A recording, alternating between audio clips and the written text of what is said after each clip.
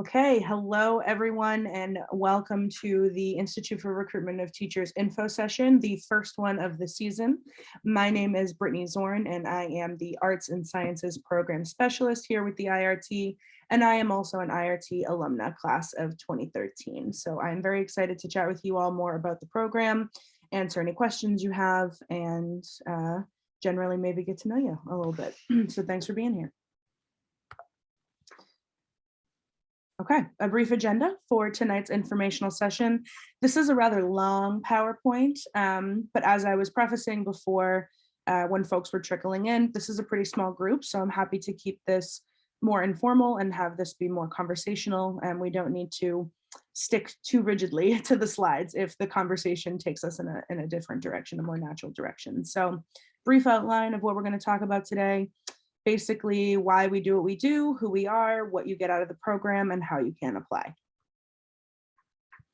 So this is probably a well-known fact to anyone attending this webinar, but there is a staunch difference in the representation of students and teachers of color in our K-12, our national K-12 system.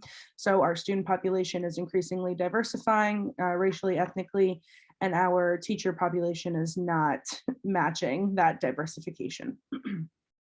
Why these things matter, again, I'm sure I'm preaching to the choir, but they matter because we need culturally competent and informed educators to teach a culturally diverse and inclusive curricula to train better citizens and more informed leaders, for the future. This is also not just a K-12 problem, it's also a higher ed problem. As our student population becomes increasingly more diverse, it is not enough for higher education institutions to simply recruit those students who survived K-12 to college, but they also have to do more work to retain them and help them be successful after the fact, which means, again, more culturally competent, inclusive, and informed leaders, educators, counselors, administrators, and the like.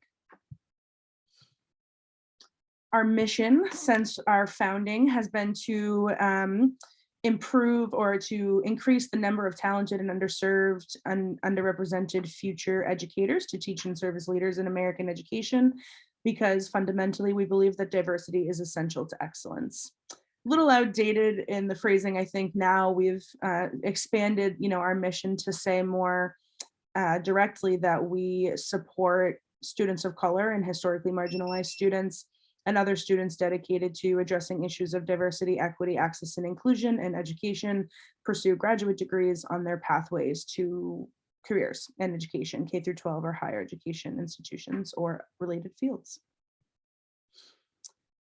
Okay, so how do we demonstrate our commitment to social justice?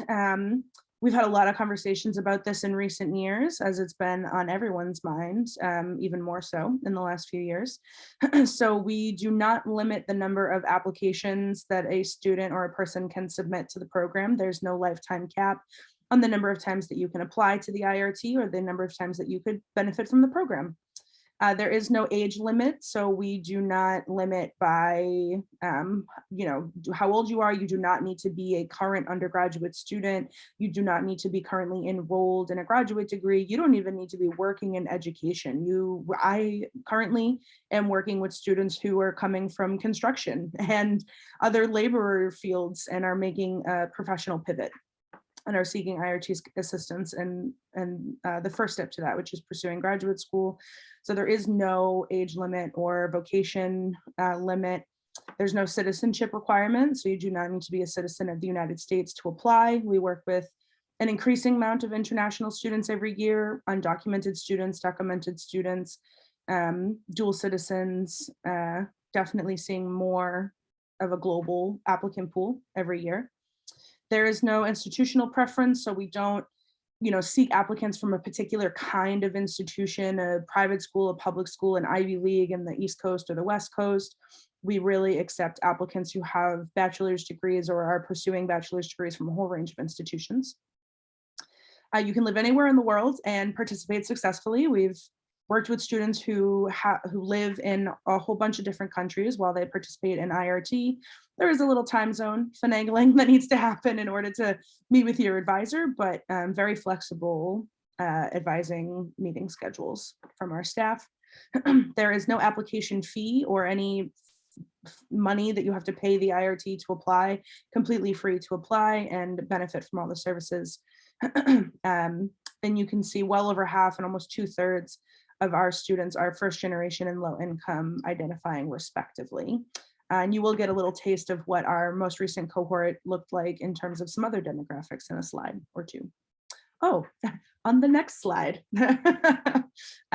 So our 2021 cohort breakdown by gender and age. We're definitely seeing an increasing number of non-binary, gender fluid, genderqueer, and otherwise non-cisgendered men and women applicants. So that is something we are working to be more intentional of in our programming and our language and offerings. You can see age is a wide range. So like this particular graph is centered around, the 24-25 split, but the traditional undergraduate student is barely 21 or so when they graduate. So you can see that like a significant part of our cohort is post-bachelor's degree, or I should say non-traditional student / post-bachelor's degree. There are definitely some older undergrads in the cohort. In any case, this is the ethnic racial breakdown of our 2021 cohort. Almost 50% Black and 50% Latino or Hispanic. These numbers kind of go back and forth. Like, 1 year we have a slightly larger Black population, the next year we have a slightly larger Hispanic Latino population. And then the rest of these kind of stay pretty consistently. It's just about a quarter Asian identifying, and then about an 1/8 of these other identities. So Native, American Indian, Alaskan Native, 2 or more races, or white. The institution, the undergraduate institution that our cohort came from. So breakdown by PWI, shocking, as many of the institutions in this country are PWIs. But yep, that is the majority of where our students come from. A very small percent from HSIs, MSIs, and HBCUs, which we are actively trying to increase actually and recruit more at those institutions and create more meaningful partnerships with those schools. So you can see the breakdown by FIGLY, first generation low income identification, and states where students come from. California gets a big representation, I think, because it's just such a large state and there is a significant Hispanic Latino population in the state that we attract from based on the schools that we recruit from and have relationships with, mostly the UC system. And then you can see New York and Massachusetts. I think regionally that makes sense because we're based in Andover, Massachusetts. And also New York is probably the biggest center of racial and ethnic diversity in the Northeast. And then Georgia and Texas are close seconds. Georgia has been increasing in representation because of our increased efforts to recruit at HBCUs in the last year. And there are a few down there. This is just a picture of our 2019 cohort, I think. We didn't have a photo to share of the 2021 cohort because we have not all been together in person for some time, but just a sample of one of our most recent groups of scholars. Okay, how we doing? Any thoughts or questions bubbling to the surface for anyone right now? Did anyone come with a burning question that they want to get answered? Maybe you only have 15 or 20 minutes in between studying for finals or prepping dinner for the family or something like that, and you want to get your question answered. Feel free to drop that in the chat, or feel free to unmute yourself, or I don't know if you can raise your hand with Zoom, but yeah, feel free to put those forward if things are coming up and you want to make sure something gets answered. Okay, so this chart is a breakdown of what the IRT offers. So, your benefits, the program components, the things that you receive, so to speak, by participating in the program, and then a description of what that means. So pre-pandemic years, we would host an in-person summer workshop at Phillips Academy, which is our home institution in Andover, Massachusetts. But because we are still in a pandemic, we are committing to continuing to offer a virtual summer workshop experience, which means what was formerly Recruiters Weekend is now Recruiters Month. So what used to be an in-person graduate school fair where our representatives from our 42 consortium schools would come to campus and have a little bit of a graduate school fair about their graduate school program offerings.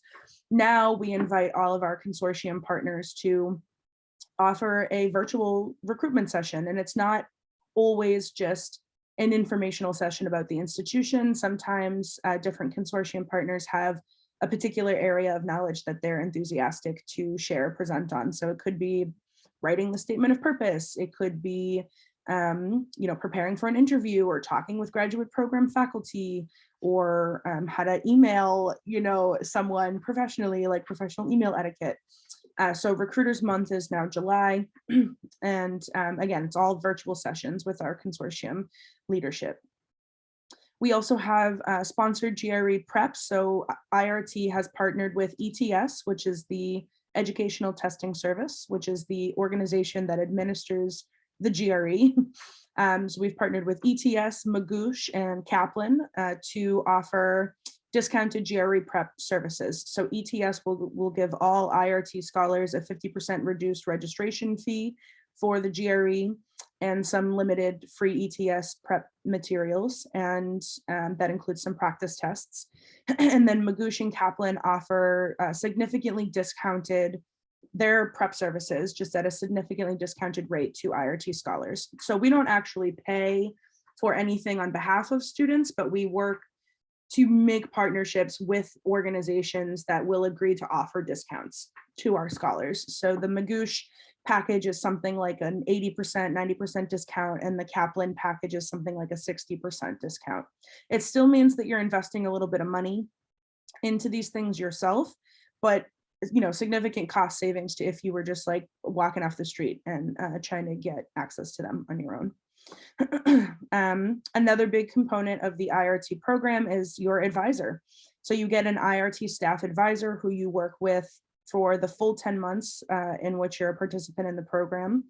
On the next slide, we're going to look at, I think it's the next slide, we're going to look at a timeline overview of like, when do I start? What month do I start in? And like, what are the benchmark dates? So you'll get a better sense of the actual months of participation. But your IRT advisor is with you from the beginning to the end.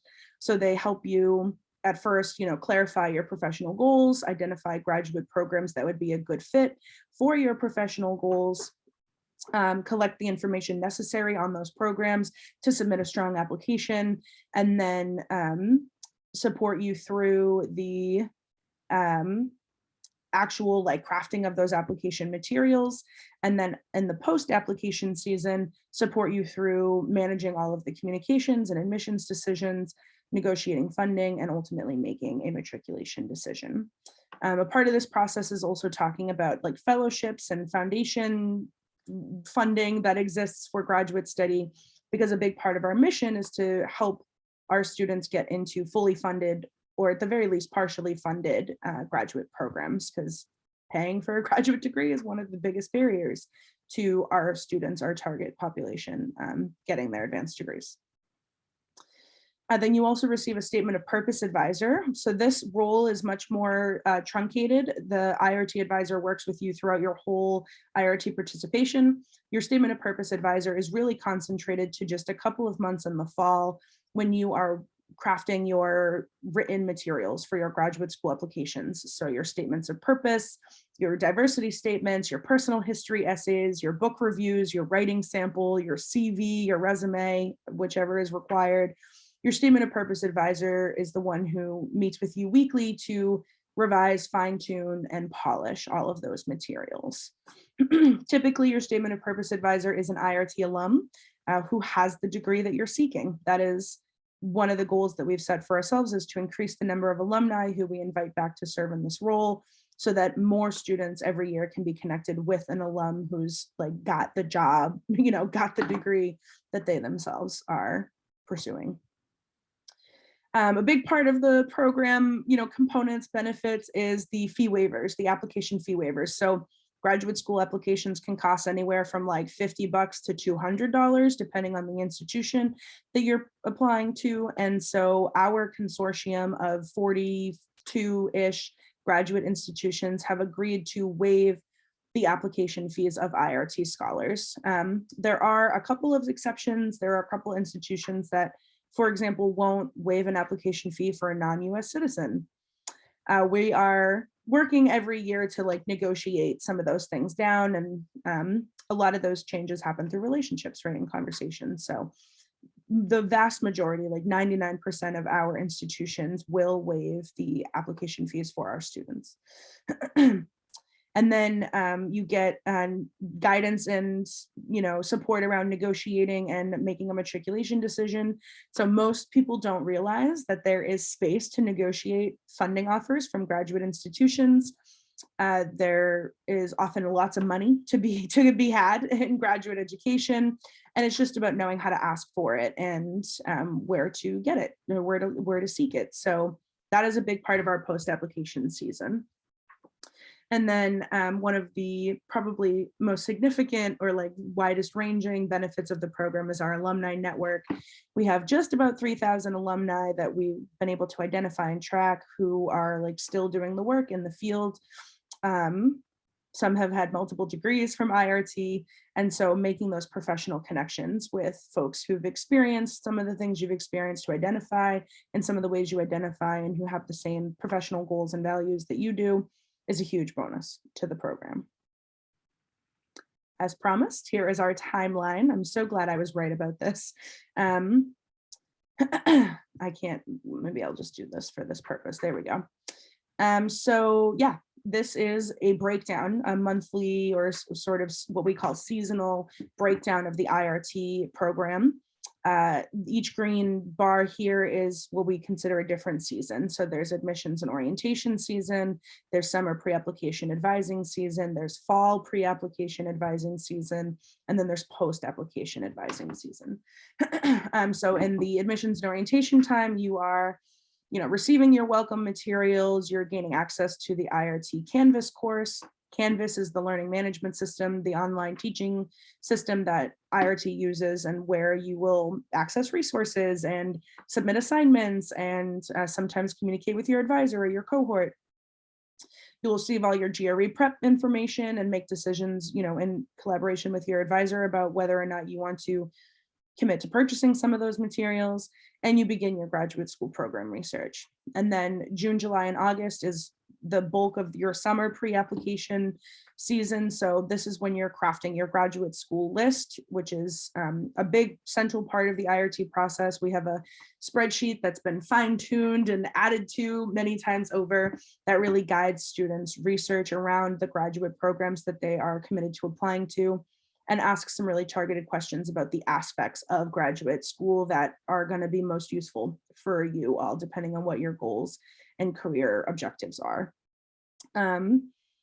So in the summer, June, July, and August, you're primarily conducting graduate school program research, which means scouring websites, speaking to graduate school representatives, speaking to current graduate students, and preparing to take the GRE if that is, and other required standardized tests if that is required of your particular field of interest.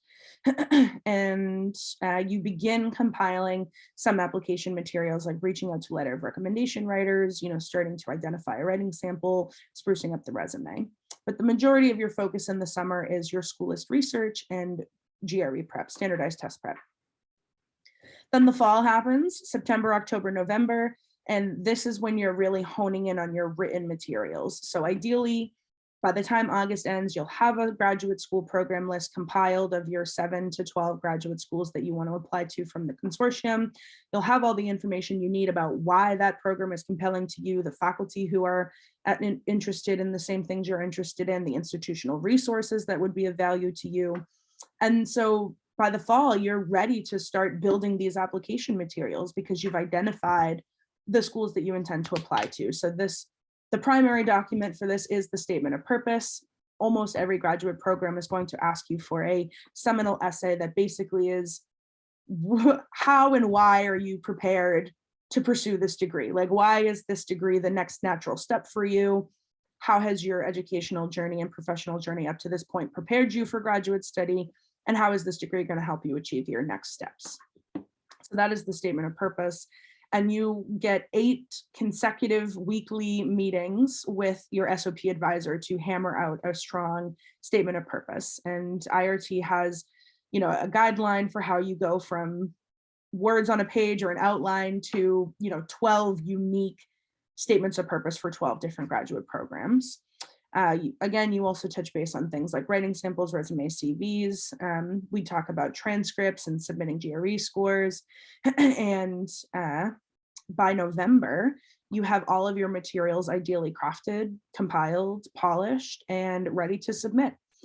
And then the turning point from pre-application to post-application season is the December 1st deadline for IRT scholars to submit their graduate school applications. It is a little bit early, so if you've already looked into graduate school, or you've kind of been considering applying for some time, or people who've gone to graduate school, many of the program deadlines would be December 15th, January 1st, sometimes even into January. But it is longstanding IRT tradition that our scholars submit their graduate school applications for December 1st. You may not know this, but anecdotally, I can share that almost everything with a deadline, 90% of applicants submit the day it's due. Maybe that's intuitive for my procrastinators in the audience, and maybe it's not, but most people submit their application like right under the deadline. So when you submit a strong, quality, thoughtful application in advance of the deadline, it reflects really well on you and the work that you've done in preparation for that degree. And it, also means that you're among the first pool of applicants to be considered for funding, and often means that our IRT scholars are hearing back about admissions decisions very early on in December and January, ahead of the typical notification timeline, which is a little bit later, like February and March. But we do support students from December 1st all the way through to April 15th, which is the next big deadline for making a matriculation decision. We do mock interviews and interview prep, discussion about how to prepare for campus visits and interviews, negotiating travel reimbursement, negotiating funding packages, and ultimately, making a decision. Okay. Again, how are we doing? Any thoughts, questions, concerns up to this point? I'm going to just solicit everybody. And if not, that's cool too, but just want to make sure that, like, if anything is coming to mind, you can feel free to interrupt or put it forward. I'm going to take a sip of water as well.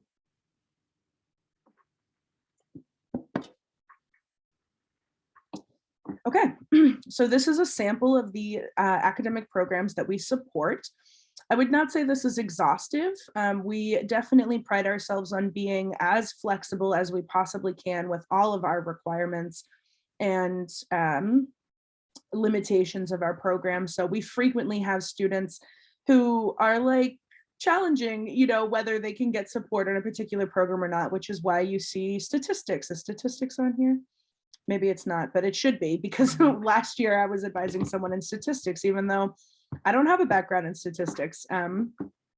So we are always expanding our field of support, what we can support students in pursuing. We're very flexible and try to, meet the student where they're at. And if they make a case for why a particular degree path makes sense for them and their goals, and if we have the agreement with that consortium institution to support that application fee waiver, et cetera, we will, support you in pursuing that particular path. So this is just a sampling. Probably some of the most common are represented here. I think more important than what we do support is what we can't support. So our agreement with our consortium institutions is oftentimes only with the College of Education or the College of Arts and Sciences or the College of Social Science. And so that means that law schools are like, their own separate colleges, and we don't have consortium agreements with the law school. It's like its own separate entity. Same is often true of business and medicine. Even last year, I was supporting someone in applying to public health, and oftentimes public health comes from the College of Health and Human Services or something like that. And that's oftentimes outside of our consortium agreements as well. So more important than what we can support is that there are a few exceptions to what we cannot support: social work, public policy, law, medicine, and business. And then here is our Consortium Schools. This fluctuates a little bit every year. We try to like gain a new partner, you know, who is helping us round out our offerings. You can see there's a lot of prestigious, if not every prestigious institution in the country on this list, which is fantastic because there's a lot of money to be had there, right? So we want to make sure that some of that money is finding its way into Black and brown scholar hands, but also lots of public schools and, you know, a good geographic range. We are working on having like a more equal representation across the South and the Midwest. This is pretty coastal. If you just take a quick scan, it's kind of like the outline of the country is mostly represented here. So something we are aware of and constantly working to improve. Okay, a sample of the institutions that enrolled the most IRT scholars in 2020. Once again, you can see some pretty prestigious institutions represented here. And once again, that is because that's where a lot of the money is oftentimes. But Northwestern is one of our biggest institutions now. And I think that is largely because they are super interdisciplinary in their approach to their graduate programs. So there's a lot of flexibility for individual graduate students to build their own graduate curriculum experiences or bring different fields of study together. Then we have Michigan. There is a huge IRT alumni community there, especially in the education programs. Boston College, Teachers College, Harvard, Stanford, Berkeley, UPenn, UT Austin, which is not currently a consortium school, but is a very popular non-consortium option, and Vanderbilt University. Here is a sample of some IRT scholars through the years. You can see Leslie Goto-Solo down here at the bottom. She is one of my fellow staff members. Her title is down there, Education Program Specialist. And then you can see myself in 2013. So it's pretty cool that I get to work with Leslie. Leslie was also my SOP advisor when I was a scholar through the program. So it's great that we have her on the staff, but you can see there's also just a huge range of places and institutions and titles represented across IRT scholars. So really, you know, a diverse, to use the word diversity again, really a diverse range of titles and institutions that our scholars hold and work for. Okay, hopefully, if you weren't already interested in the IRT, I've now piqued your interest and you're like, okay, this is all great, Brittany. I know that there's like a need for more diverse voices and spaces and leadership and education. And like, I know IRT is great, but like, how do I actually apply, right? So this is the practical steps of what is required. As open as we are, that we try to be with our, you know, prerequisites, we do have some requirements for our application. So you, generally speaking, are a stronger applicant for graduate school if you have an undergraduate degree in a closely related field to what you're pursuing. So because we support education, social sciences and humanities, and some math and computer science, it is beneficial to you to have those undergraduate degrees. That being said, I frequently am working with scholars who have undergraduate degrees in chemistry, or, you know, some, maybe they started pre-med, or, you know, they've been like, oh, I'm going to do psych, and then they've transitioned to something else. So it's not an, what's the word that I want to say here? It's not like a cold, hard and fast rule. There is a lot of flexibility in what your undergraduate degree could be and still be eligible for IRT. Generally speaking, your GPA matters in your graduate school applications. And so we do look for undergraduate GPAs of a 3.0 or higher and graduate GPAs of a 3.5 or higher. But once again, we make a ton of exceptions all the time. There are a lot of ways that you can demonstrate preparedness for graduate study without having the strongest GPA. We work with our scholars on crafting statements of grades and how to address a low GPA in your graduate school applications. So soft requirements here, good benchmarks, but lots of flexibility. You must be open and willing to apply to 7 to 12 institutions within the consortium. We do get some students who, you know, have regional limitations to like where they can go because of family or personal or health reasons. Totally sympathetic to those things, but a big part of our success model is that our scholars apply so broadly and widely. And by applying to institutions in different regions and different institutional types, i.e. not just applying to like the 13 Ivy League and like top R1 schools that are in the consortium, or not just applying to every school in New England because you are, committed to staying in New England. But your application really stands out different ways in different regions or in different circles, institutional types. So, someone applying to Brown is probably also applying to Yale, is probably also applying to Harvard. So then NYU, Columbia, so your application is going to be swimming in a pool of like the same 200 applicants or so. That same application at Vanderbilt or Duke or USC stands out a little differently because you're probably not the same typical applicant, who might be applying in the West Coast to the Northeast. So it really increases your chances of getting like good admissions offers and good funding offers to apply broadly and to maintain an open mind about where you submit your applications. That being said, we make exceptions for students all the time. I had a scholar who's like, I can only apply to 4 schools and they all need to be within, 200 miles of my home because I lost my grandmother this year and I need to be near my mom. Okay, that's life happens, it's understandable, and we'll continue to support you through that. And then the last thing is that you must seriously be considering a career in teaching, counseling, administrating, or researching in education. I think, the career aspect is important. We definitely, part of our mission is to increase the representation of leaders and educators in educational spaces. I think more than anything, what we look for is the mission and values piece, right? Like, do you have a mission and values that align with IRT's mission and values? Do you want to increase the graduation rates or the retention and persistence and educational success of historically marginalized populations in some way? That's what we're trying to do too. So if there's that match, then you are a good fit for the IRT. A lot of folks ask this question in info sessions, like, well, like what makes a strong IRT applicant, right? Like, what are you looking for? What are the elements in an application that are really compelling for you? So if you're pursuing a PhD, if we're talking about like an ideal candidate, like, hits all the marks. If you're pursuing a PhD, it definitely is important to have some research experience in your background, or at least the demonstration of, the beginning stages of exploring research and conducting research and an interest in continuing to do that. Generally speaking, writing is a huge part of graduate school and a huge part of your graduate school applications.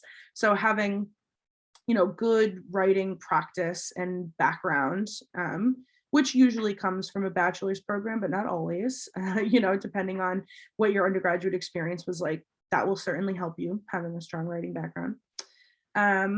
Some programs and fields will expect a certain level of coursework in their discipline before you can apply. And it definitely increases your competitiveness to have some coursework in the field that you're pursuing. But as I mentioned earlier, it's not a hard and fast rule. We've definitely worked with applicants who are making field switches or vocation switches, and it is possible to demonstrate competitiveness for different graduate programs, even without an undergraduate degree in sociology, if you're pursuing a degree in sociology.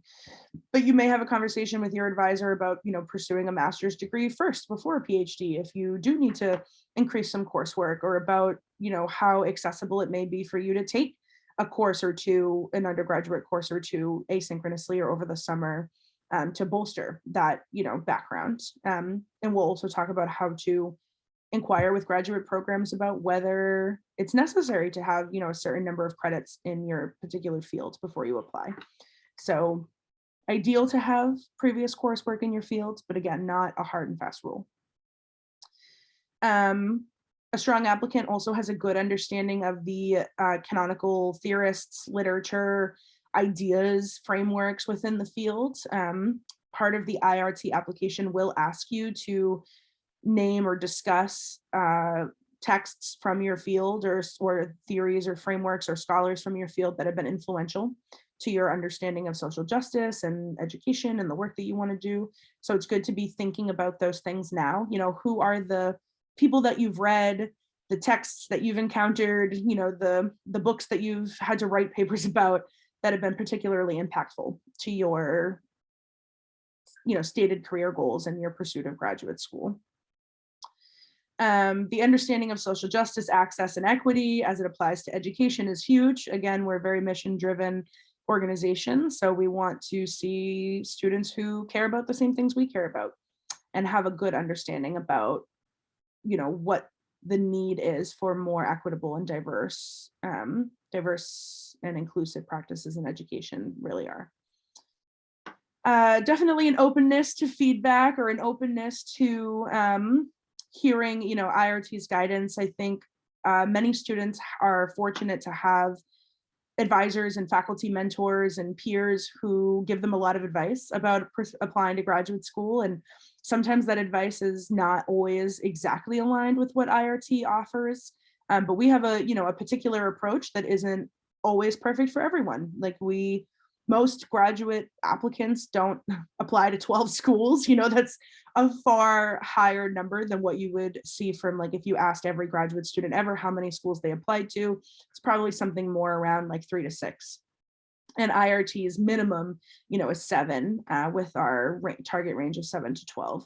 So we definitely have a particular process and a particular style for applying to graduate school. It's not the only way to do it. There are certainly other ways to be successful, but if you're gonna, you know, if you're coming to this program, then a certain willingness to receive that and have faith in the process is certainly beneficial. And then the last thing, a general ability to meet deadlines and follow through on goal setting. I think part of our process and our advising is to prepare you for a graduate school setting. And in graduate school, there's not a lot of hand-holding that happens. You know, there's not a lot of chasing people down or a lot of follow-up or not a lot of like really thoughtful you know, inquiries as to one's well-being. Like, it can be a very isolating and demanding experience to be a graduate student. And so we try to build in a culture of support over a structure of accountability. So, you know, we give you a lot of deadlines and things in advance, and there's a certain, the students who are most successful are the students who have an ability to kind of like, you know, set their own manageable mini goals to the larger goals and work with their IRT advisor to follow through on the goals they set for themselves. Okay, I'm going to pause one more time and take another sip. Any thoughts, questions, concerns?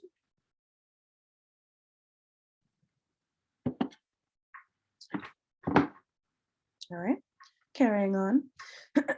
So our application opens on Wednesday, which is crazy. I can't believe we're already here at December 1st. It is available on the website. I'm going to show you a couple screenshots of what the website looks like in the next few slides. The one requirement that you need in order to submit an application or to be, what do I want to say, to move forward in the admissions process is to attend an info session. So you've done that. Well done. You've done the first thing that you need to do in order to apply to the IRT. This is the info session and you're here. And then you submit your application online. This is the website. You can also Google IRT and IRT Andover and it will come up. The requirements of the application: you have to upload a resume or a CV. You have to upload copies of unofficial transcripts from all previous credit earning institutions. You have to answer, I think it's 4 essay questions. So a series of short answer essay questions. And then you have to submit or request 3 academic recommendations. If you are pursuing a degree in education, you could have 2 academic meaning faculty recommendations, and then 1 professional recommendation, meaning like a supervisor or a manager or an advisor of some sort.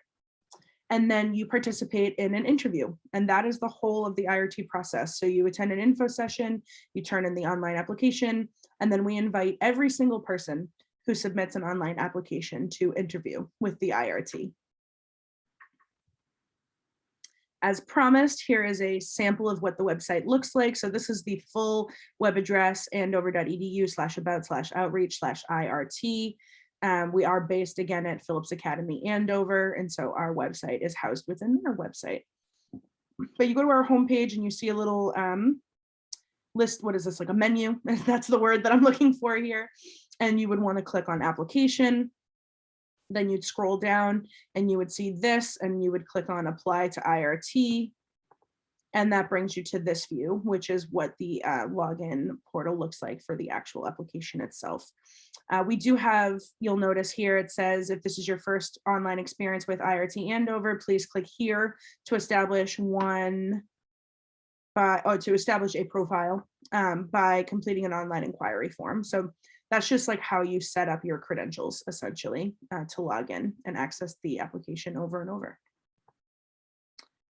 And thus concludes tonight's informational session. We have been remote from the office for the last 2 years. We are about to start like a hybrid approach in the office. So this is the general office line. You could start calling that now and actually speak to someone. For the past year, we've been pretty much pushing everyone to email, and email is still a super effective way to get a hold of someone in the office, but the office phone also works. And then you can check out our blog. We have all these, all our social media, and the handle is always at IRT Andover. And that's all she wrote for that. So how's everybody doing? I kind of want to ask, I kind of want to know who you are now. I feel like I've done a lot of talking, presented a lot of information, but I'd like to maybe do like a little, if anyone wants to like introduce themselves or like say a little bit more about what they're pursuing. Maybe it doesn't have to be like a formal question. It could just be like, I'm thinking about some things, and thanks for your information. I'm cool with that too.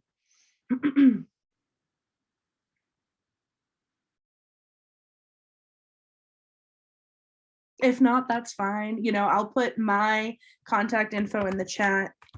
My email address, just bzorn@andover.edu. So my, personal email. So if you in a day or two are like chewing on some information that you saw tonight, or talking with a friend and want to get more info, or want to have a conversation more one-on-one and not put on blast in front of the handful of participants that are here, totally happy to do that also.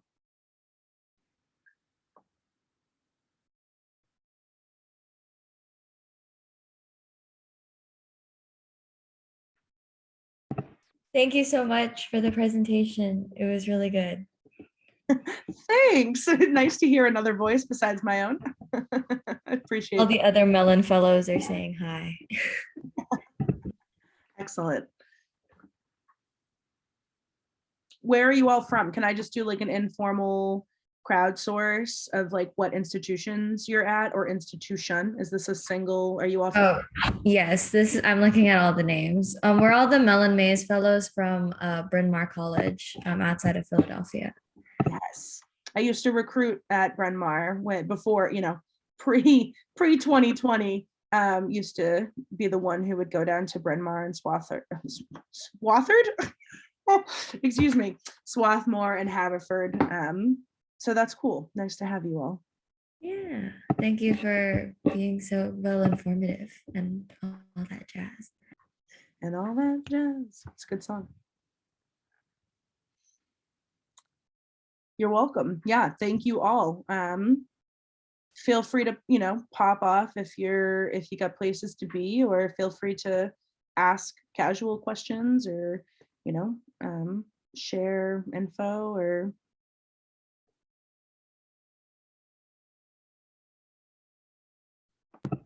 I just want to make sure I can do this as a linguistics major. I know that wasn't like explicitly written down in all the stuff. And sometimes like, I'm not sure if my own major is like social sciences or humanities. Mm-hmm. Yeah, it's a good question. Linguistics is one of those fun ones, kind of like communications, it kind of straddles two worlds, and it kind of depends on the institution and like the individual program. So there are some linguistics programs that can be like really highly technical, and then there are some that can be really highly theoretical, and then there are some that can be a little bit more like literary, you know, and a little more interdisciplinary. So it would be more about like, what are your goals? You know, like what's the career or the job you want to have after your degree? Yeah, that makes sense. I liked how there was a lot of stuff on what's it called, Graduate School of Education, because I was just talking to my friend over Thanksgiving. She's like, what do you even want to do? And I was like, I don't know, like administration sounds really interesting to me. And I was like, okay, like I see that in the list of things, so it sounded applicable. Excellent. I love it. Well, if you want to have, I mean, now you're the only one in the room. So if you want to chat a little bit more, I'm totally happy to do that now. But if you also just want to like schedule a time when we could chat just a little bit more about like what your goals are and how you might articulate that and how you might like identify a program, I'd be happy to do that with you. Yeah, I'm a little busy in like the next, I have to, school is just happening, and then the holidays happen and I have to go all the way home. I'm originally from Honolulu, Hawaii, Oh, okay.